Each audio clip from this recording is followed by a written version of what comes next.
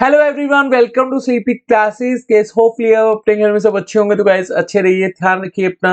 And guys आज हम discuss करेंगे घटना चक्कर सीरीज में सोशल रिलीजियस रिफॉर्म मूवमेंट से 5 क्वेश्चंस। तो चलिए सेशन को स्टार्ट करते हैं।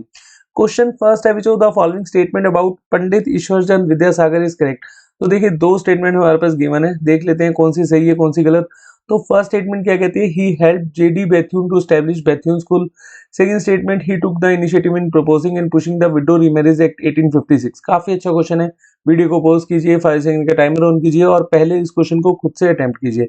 और इवन इस क्वेश्चन को नहीं, आपने सभी क्वेश्चन को पहले क्विज की तरह अटेम्प्ट करना है। और लास्ट में आपने मुझे कमेंट सेक्शन में बताना जरूर है आउट ऑफ 5 आपके कितने क्वेश्चन ठीक हुए। मान लो कि एक दो क्वेश्चन गलत हो भी जाते हैं, कोई दिक्कत नहीं। जब हम डिटेल में क्वेश्चन को डिस्कस करेंगे तो वही क्वेश्चन आपको यहीं कहीं याद हो जाएंगे। बट आपने कमेंट जरूर करना है। होपफुली अभी तक आपने इस क्वेश्चन को अटेम्प्ट कर लिया होगा। तो देखिए यहाँ पर ऑप्शन सी आपका बिल्कुल सही हो जाएगा। फर्स्ट स्टेटमेंट भी सही है और सेकंड स्टेटमेंट भी सही है। चलिए थोड़ा सा जान लेते हैं पंडित ईश्वरचंद विद्यासागर जी के बारे में। He was a great educator, humanist and social reformer. इनका जो स्टार्टिंग का करियर है उसमें ये हेड पंडित थे Bengali department of fort William college. 1850 में ये प्रिंसिपल बने संस्कृत कॉलेज में।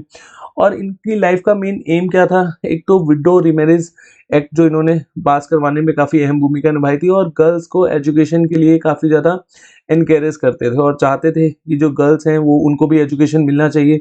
और साथ साथ जो संस्कृत कॉलेज में मोनोपोली चली आ रही थी कि मतलब ब्राह्मण्स ही पढ़ेंगे, उसको लेकर भी इन्होंने आवाज़ उठाई थी। और ये चाहते थे कि नॉन ब्राह्मण्स को भी संस्कृत पढ़ने का उतना ही होना चाहिए। तो आपको यहाँ पर मेन से पॉइंट याद रखने हैं। एक तो इन्होंने 35 स्कूल्स ओपन करे थे गर्ल्स के लिए अपने खर्चे पर, और इन्होंने जेडी बेथुन की हेल्प करी थी बेथुन स्कूल ओपन करने के लिए। And he founded the metropolitan institute इन कलकत्ता। मतलब एजुकेशन में इन्होंने काफ़ी अहम भूमिका निभाई थी। डेट्स वाई इनको एक टाइटल दिया जाता है विद्यासागर का। And he started a movement in support of widow remarriage, जो कि हमने सेकंड स्टेटमेंट में देखा ही था। एंड उसके बाद पॉलीगैमी के भी इंगेज में थे। अब पॉलीगैमी क्या होता है, मल्टीपल मैरिजेस, इसके इंगेज में थे, और साथ साथ चाइल्ड मैरिज की भी इंगेज में थे। चलिए नेक्स्ट क्वेश्चन देख लेते हैं। With reference to sister Nivedita consider the following statement. तो देखिए सिस्टर निवेदिता थे कौन, पहले हम इनके बारे में थोड़ा जान लेते हैं, उसके बाद हम ये तीनों स्टेटमेंट देखेंगे और फिर हम इन तीनों स्टेटमेंट को भी काफ़ी डिटेल में डिस्कस करेंगे। तो सिस्टर निवेदिता का ओरिजिनल नाम था मार्गरेट एलिजाबेथ नोबल, और ये आयरलैंड से बिलोंग करते थे। अब एग्जैक्टली हुआ क्या, जब ये 10 साल के थे तो इनके फादर की डेथ हो जाती है, और इनकी जो एजुकेशन है वो चैरिटेबल ट्रस्ट के अंडर कंप्लीट होती है। और 17 की एज में ये टीचर बन जाते हैं, और फिज़िक्स में, आर्ट्स में, लिटरेचर में काफ़ी अच्छा ये परफॉर्म करते हैं। मतलब मल्टीपल जो एक तरह से सब्जेक्ट्स में इनका इंटरेस्ट होता है, फिज़िक्स, आर्ट्स एंड लिटरेचर। उसके बाद इंग्लैंड के फेमस राइटर बनते हैं, और इनका ना स्पिरिचुअल लाइफ में बहुत ज़्यादा इंटरेस्ट होता है। और इसी के चलते हुए 1895 में ये स्वामी विवेकानंद जी से मिलते हैं। और इससे पहले स्वामी विवेकानंद जी जब वेदांता की फिलोसफी देते हैं तो उससे काफ़ी ज़्यादा इम्प्रेस्ड हो जाते हैं, और मिलने के बाद ये चाहते हैं कि ये स्वामी विवेकानंद जी की डिसिपल बन जाएं। तो स्वामी विवेकानंद जी इनको बोलते हैं कि आप इंडिया आए, और इंडिया में आकर आपको मतलब जो आपके डाउट्स हैं और एक रिलीजियस को लेकर आप नॉलेज ग्रैब करना चाहते हैं तो वो इंडिया में आप जान पाएंगे। तो 1898 के आसपास ये कलकत्ता जाते हैं, और कलकत्ता में जाने के बाद उसके बाद स्वामी विवेकानंद जी के डिसिपल बन जाते हैं एंड ब्रह्मचारी का पालन करते हैं। तो हमने यहाँ पर जाना कि सिस्टर निवेदिता है कौन। अब हम स्टेटमेंट्स एक बार देख लेते हैं। फर्स्ट स्टेटमेंट है her book the web of Indian life. Second है sister Nivedita had close association with the established Ramakrishna Mission, and third she designed an emblem, a flag for Indian nation way back in 1905। बहुत ही अच्छा question है और ऐसे questions पूछे जाते हैं। तो होपफुली अभी तक आपने इस क्वेश्चन का सही आंसर मार्क कर लिया होगा। तो यहाँ पर ऑप्शन डी आपका बिल्कुल सही हो जाएगा, तीनों ही स्टेटमेंट सही हैं। तो देखिए काफ़ी डिटेल में मैं आपको ऑलरेडी बता चुका हूँ, थोड़ा सा हम इस क्वेश्चन के पॉइंट ऑफ व्यू से समझते हैं। सिस्टर निवेदिता जब स्वामी विवेकानंद जी से मिलते हैं तो काफ़ी इंप्रेस्ड हो जाते हैं, और उसके बाद कलकत्ता आते हैं जैसे कि मैंने आपको बताया, और स्वामी विवेकानंद जी ही इनको निवेदिता का नाम देते हैं। And Nivedita dedicated to God, मतलब यहाँ पर आपको ये पॉइंट अच्छे से पता होना चाहिए। एंड रामकृष्ण मिशन हंस से जुड़ते हैं। जैसे ही स्वामी विवेकानंद जी की डेथ होती है उसके बाद जो रामकृष्ण मिशन हंस को संभालते हैं, मतलब जो प्रेसिडेंट होते हैं स्वामी ब्रह्मानंद जी, उनके साथ इनकी आइडियोलॉजी मैच नहीं करती। डेट्स वाई ये अलग हो जाते हैं, और उसके बाद इनका मेन फोकस रहता है इंडियन नेशनल मूवमेंट पर। और ये जो हमने थर्ड स्टेटमेंट यहाँ पर देखी, ये बिल्कुल सही है। 1905 के आसपास इन्होंने एम्बलम और फ्लैग को डिज़ाइन करा था और अनफॉर्चुनेटली 1911 में काफ़ी बीमार हो जाते हैं और इसी वजह से इनकी डेथ हो जाती है मात्र 43 की एज में। तो काफ़ी अच्छा क्वेश्चन है, जैसे कि मैंने आपको बताया। अच्छा, इनके जो स्कूल्स थे उसमें ओपनिंग प्रेयर में हमेशा वंदे मातरम गाया जाता था। हालाँकि वंदे मातरम हमारे इंडिया में उस समय बैन था, लेकिन इनके स्कूल में ओपनिंग प्रेयर में वंदे मातरम को गाया जाता था। तो यहाँ पर आपको सभी के सभी फैक्ट्स याद रखने हैं। चलिए नेक्स्ट क्वेश्चन देख लेते हैं। सत्य शोधक समाज ऑर्गेनाइज्ड। तो देखिए 4 ऑप्शन हमारे पास गिवन है। ऑप्शन ए है a movement for the upliftment of tribal in Bihar. उसके बाद ऑप्शन बी है a temple entry movement in Gujarat. Option सी है an anti caste movement in Maharashtra and option D है पीजेंट मूवमेंट इन पंजाब। काफ़ी अच्छा क्वेश्चन है और ऑप्शंस के अकॉर्डिंग इजी भी है। अगर आपने सत्य शोधक समाज के बारे में हल्का सा भी पढ़ा होगा तो यहाँ पर आप ऑप्शन देखकर इस क्वेश्चन को करेक्ट कर लेंगे। तो देखिए यहाँ पर महाराष्ट्र से रिलेटेड मूवमेंट था, तो महाराष्ट्र एक ही ऑप्शन में, तो आपका ऑप्शन सी बिल्कुल सही हो जाएगा, anti caste movement in Maharashtra. तो थोड़ा सा हम डिटेल में जान लेते हैं। अब ज्योतिराव फुले थे कौन? अब देखिए यहाँ पर इनका जन्म हुआ 17 में महाराष्ट्र और जन्म कब हुआ था? 1827 में। 1827 से लेकर 1847 की एज तक इन्होंने अपनी एजुकेशन कंप्लीट करी और जब ये 13 या 14 साल के थे तो इनकी शादी हो जाती है सावित्रीबाई फुले से, और वो भी एक बहुत ही अच्छे सोशल रिफॉर्मर थे। उनके बारे में भी हम डिस्कस करेंगे। अब देखिए 1847 में जैसे इनकी एजुकेशन कंप्लीट होती है और एजुकेशन तक इनकी लाइफ में ऐसा कोई भी चेंज नहीं आया होता, मतलब इनको ऐसा यहाँ पर ये जो एज अ चाहते थे कि ब्राह्मणिकल सुप्रीमेसी खत्म हो, मतलब ऐसा विचार इनके मन में नहीं आया था। अब इनकी लाइफ में चेंजिंग मोमेंट क्या रहा? तो लाइफ चेंजिंग इवेंट आपने याद रखना है कि 1847 के आसपास ही अपने दोस्त की शादी में गए थे, सदाशिव बलाल जो इनके फ्रेंड थे, और वहाँ पर इनको काफ़ी ज़्यादा डिस्क्रिमिनेशन का शिकार होना पड़ा था क्योंकि वो अपर कास्ट से बिलोंग करते थे और ये माली, मतलब जो एक तरह से कास्ट बेस्ड हमारा सोसाइटी बिल्कुल डिवाइडेड थी, उसी तरह से इनको काफ़ी ज़्यादा डिस्क्रिमिनेशन का शिकार होना पड़ा। मैं आपको बता देता हूँ एक बार, ब्राह्मण्स, क्षत्रिय, वैश्य एंड शूद्र, तो ये शूद्र कम्युनिटी से बिलोंग करते थे।